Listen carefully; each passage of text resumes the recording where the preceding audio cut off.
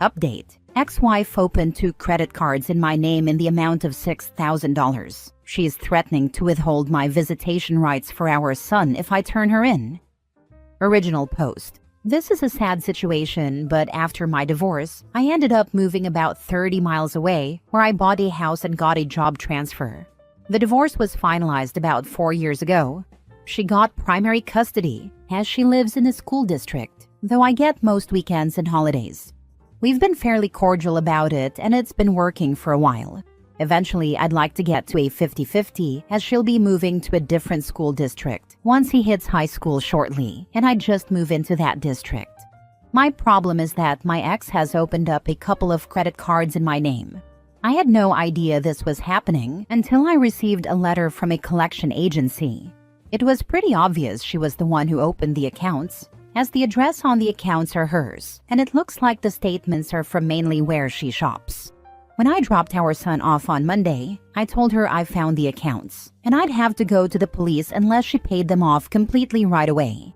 She denied it at first, then said if I went to the police, she'd disallow visitation for safety reasons. Unfortunately, she'd be able to do this, and has done so in the past, requiring me to go back to court with my lawyer to force her to follow the parenting agreement. That's how I gained all holidays shortly after the divorce, basically as a punishment for failing to comply with the parenting order, but still allowing her to be the custodial parent. I don't want my son to have to go through this, but I am certainly not taking the hit to my credit for what she's doing. I'm probably going to make the report, but is there anything else I'd be missing here? Now for the top advice before reading the update. Turn her in, and use that to get full custody. Family courts tend to frown upon crime. It would also be good to try to get her threats of parental alienation on video. Talk to your lawyer and start gathering evidence. Wait until he finds out that she used the kid's social security number to open more cards. If she hasn't yet, she will if he doesn't go after her. First off, I love how she went from denying it to threatening. Great level of trustworthiness right there. Second, literally treat her like anyone else. Someone committed fraud against you. Report it and take care of yourself. Third, drag her back to court for damages and request the parenting agreement be amended. It's clear she can't be trusted with finances, and that should be grounds for losing some parenting rights.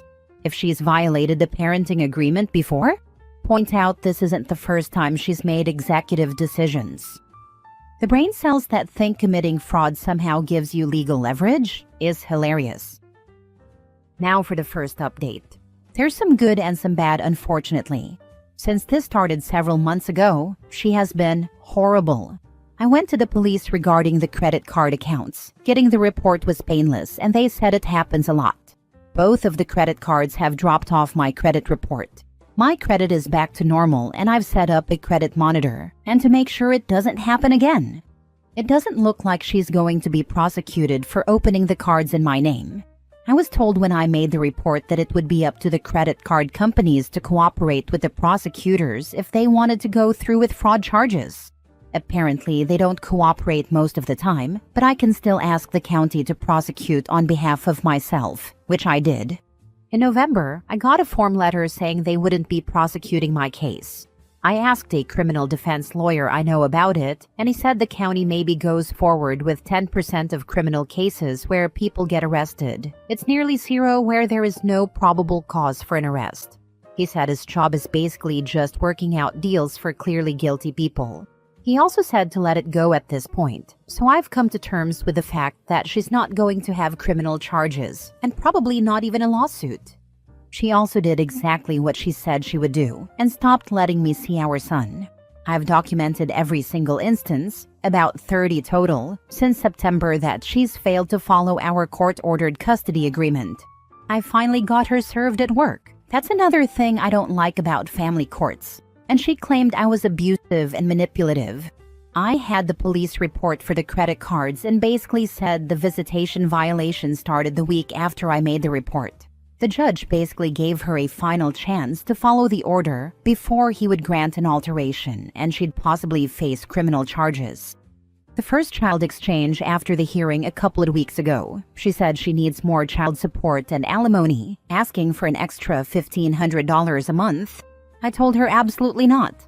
Last week I went to pick him up. She never showed up, and I got a documentation number from the police. Next day, new account detected email. I got the account canceled before the card was even sent to her address.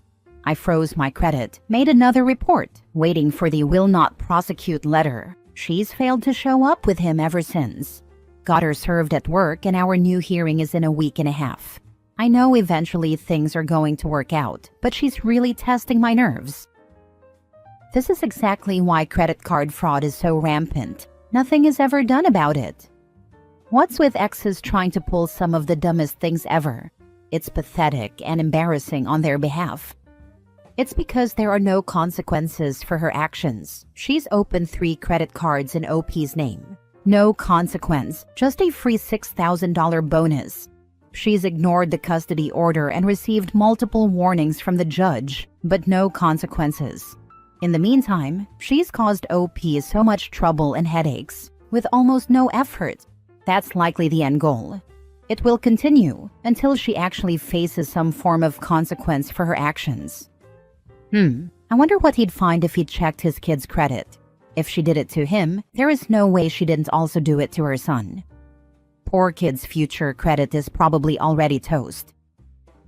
Now for the second update. It's hard to say if this is good or bad, but I'm going to take this as a win. My ex-wife didn't show up to court, and the judge granted my request for what amounted to a major alteration of the custody agreement. We have another hearing in a couple of weeks, which is to confirm the new order and give her a chance to defend herself. I will be the primary custodian, and my now wife and I couldn't be happier about it. The judge also ordered my ex to bring our son to the hearing, something she's never had to do before. Last Wednesday, I got a call from DCFS saying my son was at the hospital, but only as a precaution to get checked out.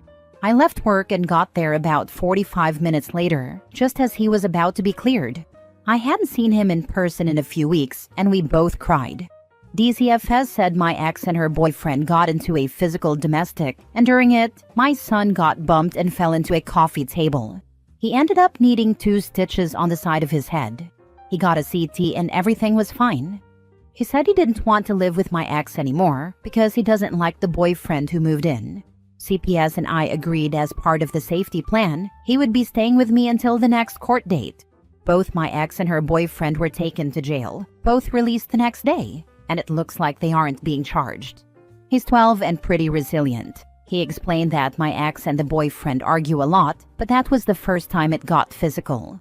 I drive him back and forth 30-ish miles for school every day, and the school knows not to allow my ex to pick him up, which she tried to do on Tuesday. She has texted me a couple of times asking to talk, and I told her we will deal with this in court.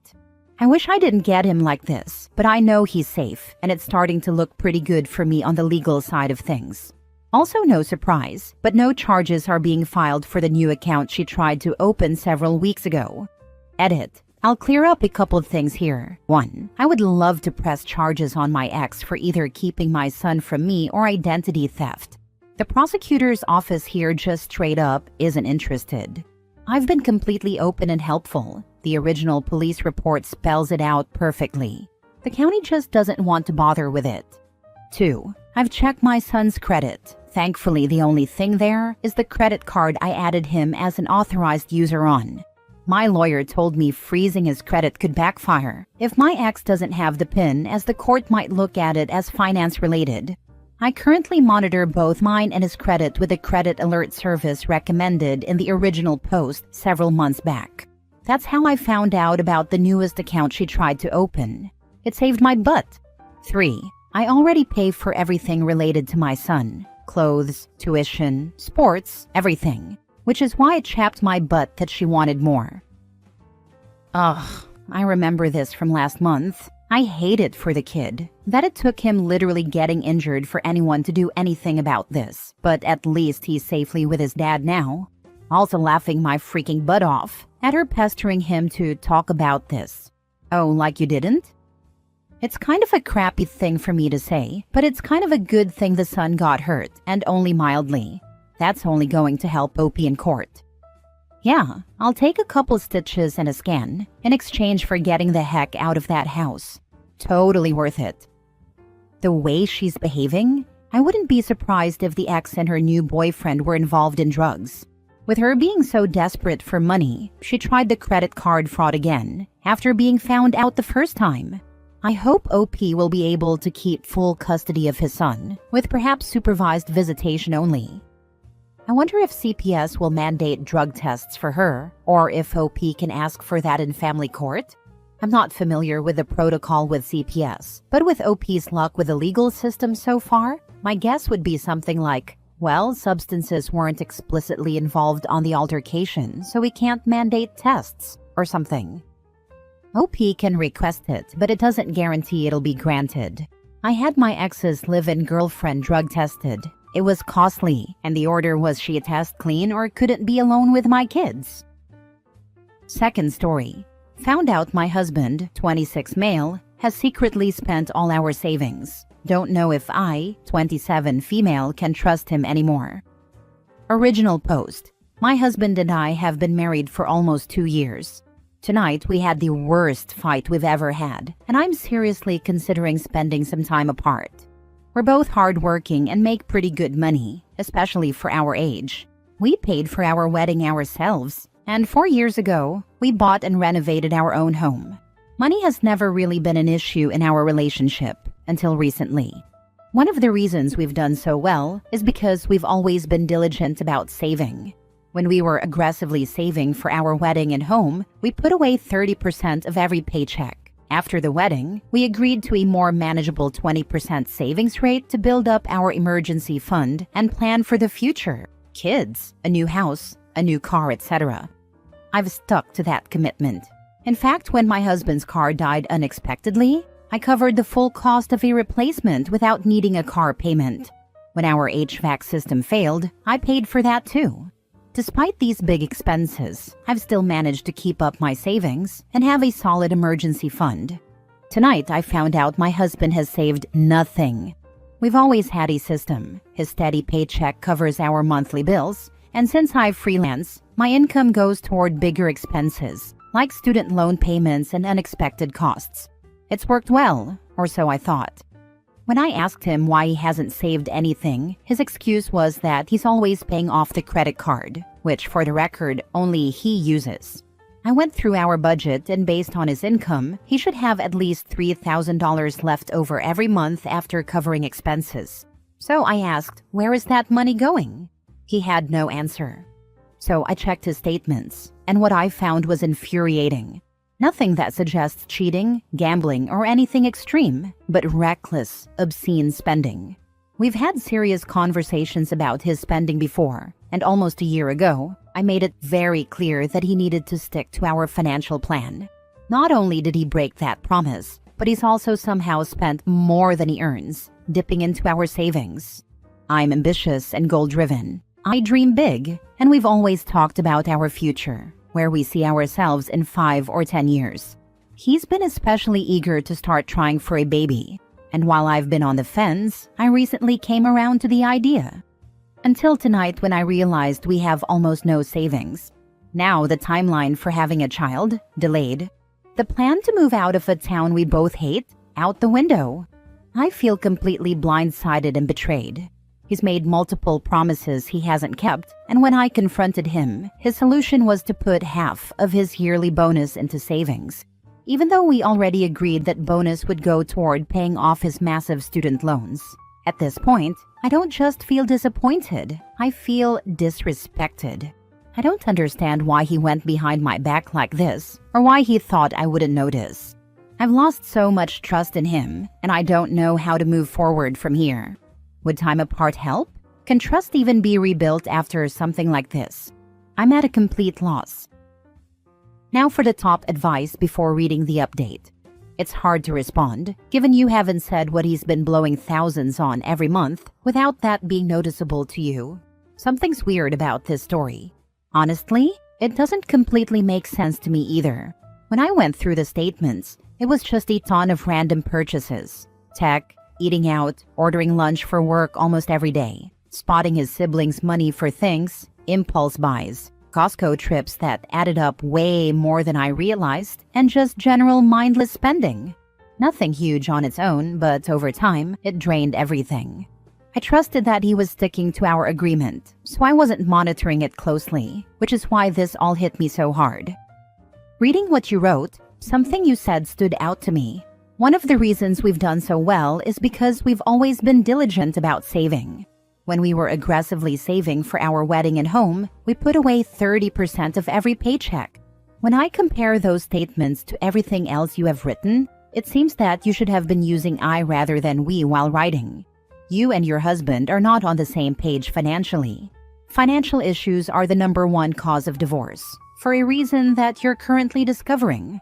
This is a big deal, and there are no simple solutions if you want to remain married to this guy. If you take time apart from your husband, it would really be for you to give yourself some space to think and weigh your options.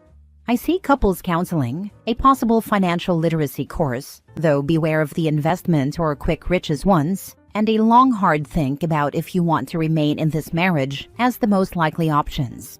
Because you are closer to the situation, it's highly likely that if you take a breather for yourself, you will think of other options. Bare minimum, start thinking in terms of getting yourself out of the town you hate and not relying on your husband to help you with your goals. If he grows up enough to actually help, then it's a bonus. Now for the last update.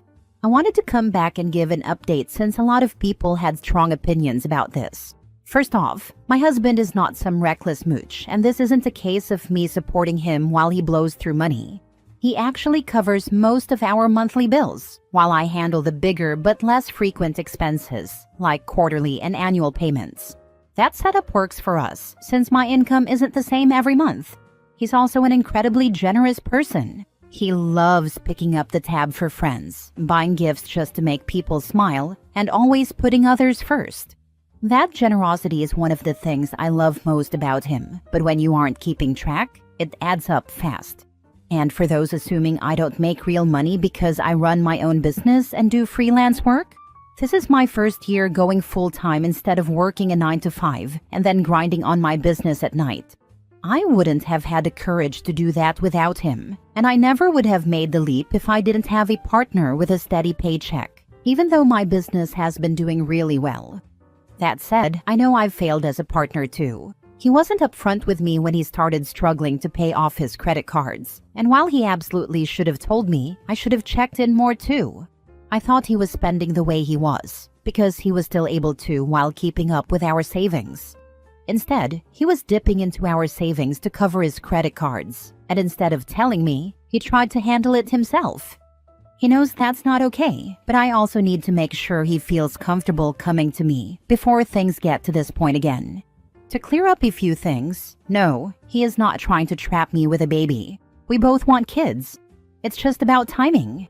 No, I am not unemployed. I run a successful business and do freelance work.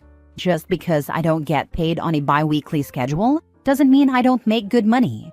Yes, small purchases add up fast. Lunches out, spotting friends, video games, gifts for family, random Amazon orders.